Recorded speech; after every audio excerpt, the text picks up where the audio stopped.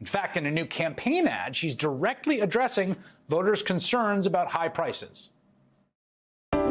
She grew up in a middle-class home. She was the daughter of a working mom, and she worked at McDonald's while she got her degree. Kamala Harris knows what it's like to be middle class. It's why she's determined to lower healthcare costs and make housing more affordable. Now, healthcare costs are a perennial campaign issue, particularly for Democratic candidates, but I honestly can't recall another Democratic nominee putting housing costs front and center of a presidential campaign in my lifetime.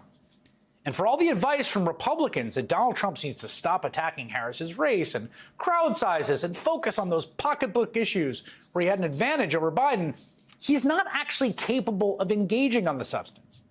We saw that last week when Trump got a surprising question from one of his very own MAGA faithful live on Trump TV.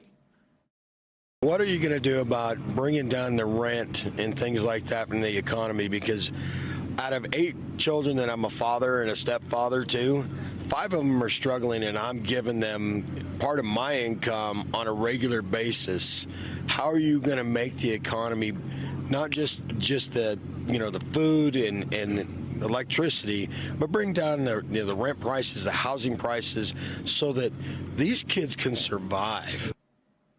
Now, take a moment to appreciate this man and his question. Diehard Trump supporter, says so on his American flag biker cut. And for all the things that right-wing pundits assume guys like this care about, migrant caravans, Bud Light boycotts, and groomers, he simply wanted to know what Donald Trump would do to bring down rents so his adult kids could afford lives of their own. It's a good question. It's a real problem, rental costs, and he's looking for a solution. That is how politics should work. Now, the Kamala Harris answer to this question, which we may hear more about in her economic policy speech Friday in North Carolina, is to rein in corporate landlords and actually to cap rent for those corporate landlords, cap rent increases, while also boosting the construction of new affordable housing. So she has genuine concrete policy proposals. That's Harris. Now let's listen to Donald Trump's answer and his policy proposals. How are you going to make the economy not just the food and electricity, but bring down the rent prices, the housing prices, so that these kids can survive and without their parents' help? Such a good question, Mr. President. You're right. I hear it very well. And I tell you, first of all, I love the people that you're with. I know that I must have at least 99, perhaps 100% of all of them. And I think they're incredible. We are going to drill, baby, drill. We're going to bring down the cost of energy. Energy is what caused the worst inflation, I think, in the history of our country.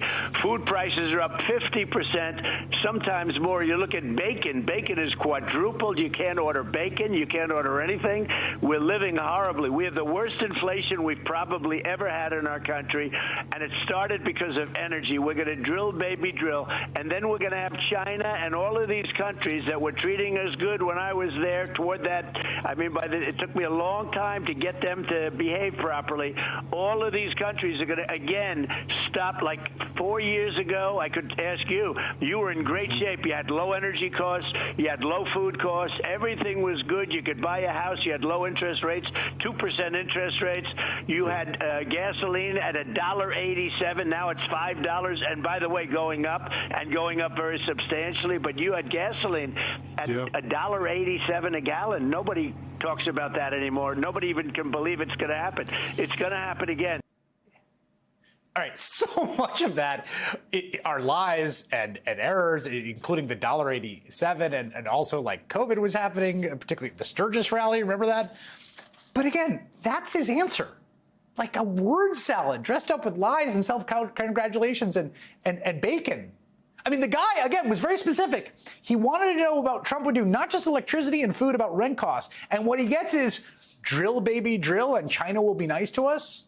And I never got credit for anything. How will that bring the rent prices down? No wonder a Financial Times poll this week showed voters trust Harris more than Trump on the economy, a first for a Democrat since the Times started polling. No wonder Trump keeps ignoring his aides' campaign advice to talk more about his policies.